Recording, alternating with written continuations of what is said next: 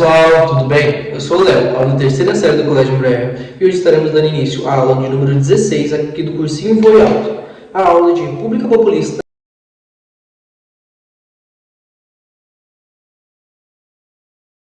Durante essa aula, iremos abordar os 5 principais governos desse período, sendo eles o governo Dutra, o governo Vargas, o governo do Juscelino Kubitschek, o governo Jânio Quadros e o governo do Jango, que posteriormente dará início ao golpe da ditadura, que é a próxima aula do cursinho. Antes disso, eu vou dar uma introduzida em algum conceito da República Liberal. Ela é um período de 1945 até o golpe de 64 e ela é um período entre ditaduras, entre a ditadura do Estado Novo de Getúlio Vargas e a ditadura militar, civil-militar de 1964. Bom, para começar, iremos falar do presidente Eurico Gaspar Dutra. A gente sabe que esse período de 1946 a 1964 é um período que a gente está em quê? Na Guerra Fria. Nisso, a gente vai ter um mandato do presidente Eurico Gaspar Dutra, que é um mandato de 1946 a 1951. O presidente ele é marcado por, durante a Guerra Fria, um alinhamento pleno. Um alinhamento, sabe o que é pleno? Ele não gostava da União Soviética. Tanto que ele reprimiu o PCB aqui no Brasil e fechou alguns cassinos. Além de tudo, o presidente adotou um modelo de economia liberal, aumentando o número de exportações e expandindo o limite de crédito. Isso fez com que o país o Brasil da época tivesse uma rápida industrialização e seu PIB aumentasse em cerca de 6,2%, além de aumentar o custo de vida da população, devido às dívidas com importações e crédito estrangeiro. Isso, o presidente manteve os preceitos da Constituição de 1946 e o salário mínimo permaneceu o mesmo desde a era Vargas. As coisas mais importantes criadas nesse período, mas que não teve muito vigor, foi o Plano Saúde, que consistia no investimento em saúde, alimentação, transporte e energia, mas ele quase não saiu do papel por conta de falta de investimento das elites. Ele teria início em 1948 e consistia no investimento de grandes empresários para melhorar esses atributos, para se dizer, do país. O maior feito do seu governo foi a pavimentação da rodovia Dutra, que até hoje muitas pessoas utilizam ela na Grande São Paulo. A criação de instituições como o Conselho Nacional e o Estatuto do Petróleo.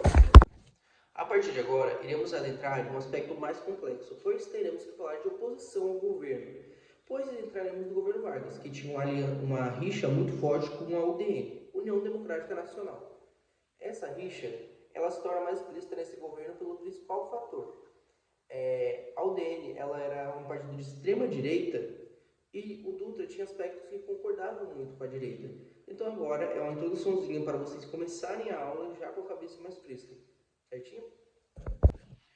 Bom, Getúlio Vargas foi eleito democraticamente a partir de 1951 até sua morte em 1955. Ele teve grande apoio das massas trabalhistas e dos sindicatos. Ele prometeu expansão dos direitos sociais e uma forte campanha baseada do nacionalismo. Isso a gente vai ver mais pra frente, que ele vai vir a estatizar algumas coisas, mas é só uma introduçãozinha aqui para vocês se situarem mais ou menos. Agora eu vou falar um pouquinho sobre os aspectos econômicos desse segundo governo do Vargas. Segundo governo, entre aspas, do governo democrático do Vargas. Ele buscou uma economia que se baseava fortemente no nacionalismo. O Vargas ele tinha muito esse apoio popular, essa coisa de falar com o povo. Então o que o Vargas buscou fazer? Ele buscou criar um lema que conectasse isso com o povo. Então ele criou o lema, o petróleo é nosso, que corroborava com a criação da Petrobras, estatização e monopólio sobre o petróleo. Além dessa estatização e monopólio, ele também tentou criar a Eletrobras, mas acabou não dando certo por falta de apoio da elite. Outra coisa, ele também promovia a indústria nacional, porque ele queria uma forte industrialização brasileira, já que o governo do Dutra já tinha abrido o caminho para isso com o crescimento do PIB, e também ele queria ampliar os direitos trabalhistas. O Vargas também ele buscou combater a influência de empresas estrangeiras para fortalecer essa economia nacional, e esses foram alguns aspectos econômicos dele. São os mais importantes, para se dizer bem resumido, que é o que eu vou cobrar de vocês na prova.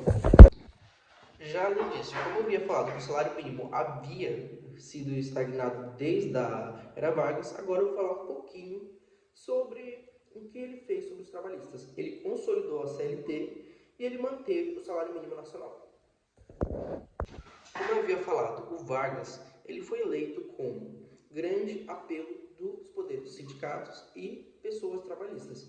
O Vargas ele tinha muito isso do apoio popular, mas ele também tinha muita oposição. Essa oposição se deu pelos setores mais conservadores, que não queriam que os direitos trabalhistas fossem estendidos. Então Vargas ele sofreu muita perseguição. Ele era como se fosse, tudo que ele fizesse fosse perseguido. Além disso, essa perseguição aumentou depois que o vice-presidente João Goulart solicitou para conter a inflação e aumentar o poder de compra, o aumento do salário mínimo em 100%. A UDN, que era o Partido Conservador, e diversos jornalistas caíram matando. Além desses diversos jornalistas caírem matando, a gente também teve os apelos da elite. Além disso, nesse segundo governo do Getúlio Vargas, também tivemos o jornalista Carlos Lacerda, que ele praticamente era aquele amigo chato, pé do saco, que falava de tudo. Ele acaba sofrendo um atentado, e esse atentado ele acaba caindo sobre a guarda pessoal do Getúlio Vargas. Então começa uma forte pressão sobre o Getúlio Vargas. O Getúlio Vargas, então, ele passa sob pressão na imprensa e acaba caindo matando. Então as pessoas, então a UDN, mais alguns setores conservadores, veem isso como uma tentativa de golpe, para dar um golpe à sociedade. A UDN ela tenta dar diversos golpes e esse golpe ele acaba sendo armado. Entretanto, o Getúlio Vargas ele acaba se suicidando após toda essa pressão que acaba caindo sobre ele. E aqui uma coisinha que eu esqueci de falar. Ele apontaram envolvimento da guarda pessoal, de segurança do Getúlio Vargas no atentado a Carlos Lacerda.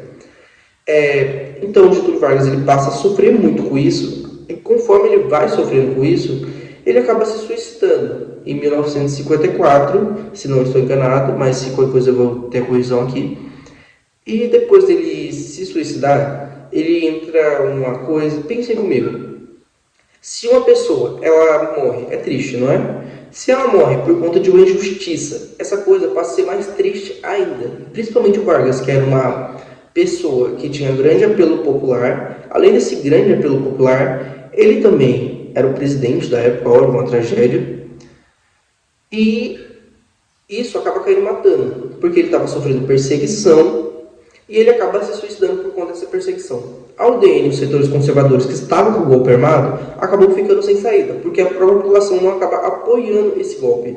Então esse golpe acaba não acontecendo por falta de apoio popular. Além da falta de apoio popular, as pessoas elas não corroboraram com nada daquele que havia acontecido com o Vargas. O Vargas ele acabou sendo uma pessoa muito boa, para se dizer. Então é isso que vocês precisam saber sobre o governo do Vargas. Ele é bem simplório. As principais coisas que vocês precisam saber é sobre a estatização da Petrobras, sobre a perseguição política que ele sofria, que o principal era o Carlos Lacerda, e sobre seu suicídio, que acabou ocorrendo. Sem mais demoras, agora eu vou falar um pouquinho sobre como foi o governo JK. Ele estabeleceu um plano de metas que visava melhorar o desenvolvimento do país.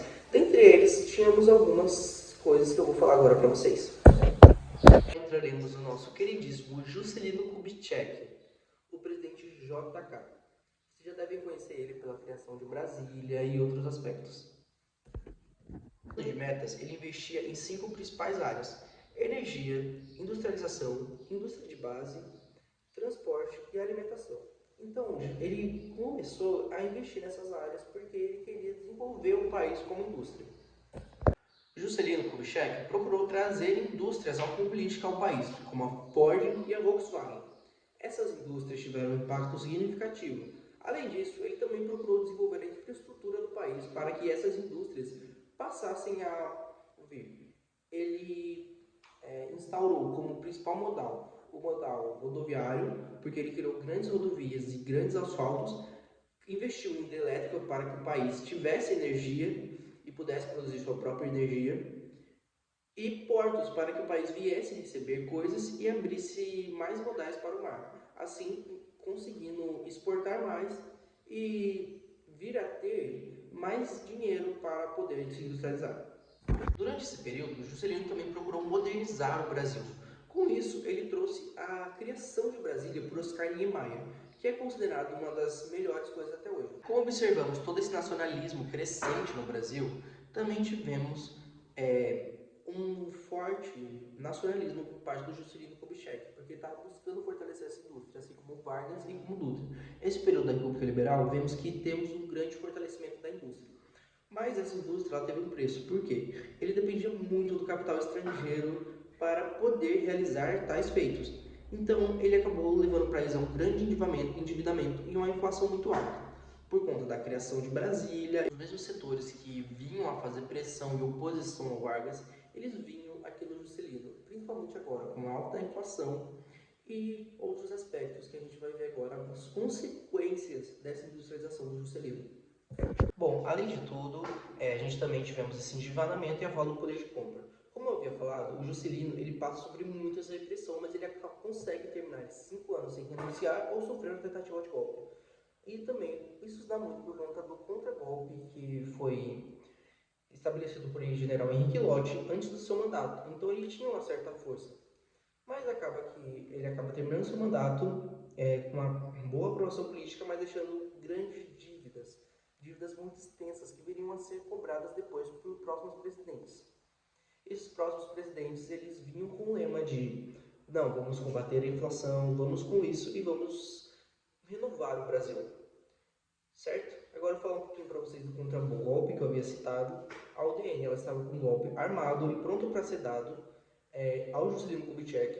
No entanto, ele acaba sendo colocado dentro de um tanque pelo general e em diversos tanques em Juscelino Kubitschek acaba sendo Jânio Quadros, um presidente que via com o lema de barreira à corrupção. Ele utilizava até jingles como varre, barre, vassourinha.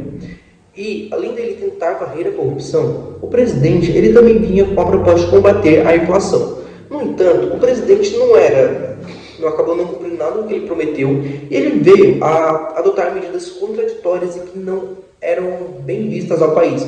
Como? Ele era uma figura muito caricata. Ele utilizava caspas para dizer que o trabalhador tinha caspa. Além de utilizar caspas, ele também vinha a regular o número de biquínis, proibiu a rinha de galos e fez diversas outras coisas que não ajudavam a combater a inflação do país. E a coisa mais importante que você precisa saber sobre ele é a política de desvalorização cambial. Essa política de desvalorização cambial, ela consistia em desvalorizar a moeda para investir em outros aspectos, que foi uma coisa utilizada no Japão, que o presidente viu funcionar e ele acreditou que fosse vir a ajudar o Brasil. No entanto, acabou devido às condições diferentes dos países, como por exemplo, o Japão ele investia em tecnologia que só ele tinha, o Brasil ele era produtor de commodities, o que acabou não fazendo e acabou fazendo com que a inflação aumentasse mais ainda. E ele acabou se sentindo pressionado, então ele veio a renunciar. O presidente é o último da República Liberal. O nome dele é João Goulart. Ele já era visto como comunista devido àquela política dele de aumentar o salário mínimo em 100%. Ele era vice-presidente da República, foi eleito com grande apoio das massas populares, mas ele acaba sofrendo diversos impasses para ele poder governar. Um deles foi que ele só poderia governar se o modelo fosse parlamentarismo. Então a gente acaba tendo um plebiscito futuramente, em 1962. Esse plebiscito ele vem a declarar o João Goulart deve governar como presidencialismo. É um momento que o país passa por extrema crise política. Agora não, a pessoa que eu falo de ditadura com vocês vai falar um pouquinho melhor sobre isso, mas o que eu tenho para falar. Ele anuncia as reformas de base, que acabam sendo reformas em diversos aspectos do país, dentre eles a reforma agrária. Essa reforma agrária ela vem a ser um problema. Por quê? Porque a reforma agrária ela mexia especialmente com o quê? Com o principal fator de produção do Brasil e as elites, o que acaba não caindo tão bem. Essa foi a aula de República Liberal e eu espero que vocês tenham gostado. Até mais!